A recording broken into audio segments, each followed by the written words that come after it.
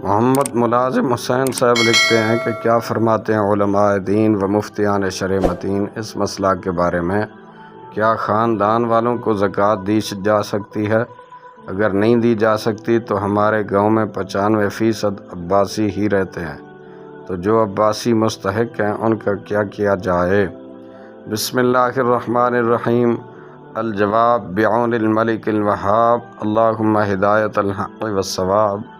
عباسی یعنی حضرت عباس رضی اللہ عنہ کی اولاد کو زکوٰۃ نہیں دی جا سکتی، لہذا اگر ان کی اعانت مقصود ہو تو زکوٰۃ و صدقہ واجبہ کے علاوہ کسی دوسرے مال سے کی جائے۔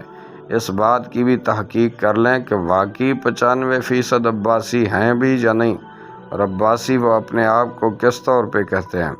اگر حضرت عباس کی اولاد ہونے کے اعتبار سے ہیں تو پھر وہی حکم ہے جو بیان کیا۔ صدر الشریعہ بدر الطریقہ مفتی محمد امجد علی اعظمی علیہ رحمۃ اللہ القوی ارشاد فرماتے ہیں، بنی ہاشم کو زکوٰۃ نہیں دے سکتے، نہ غیر انہیں دے سکے،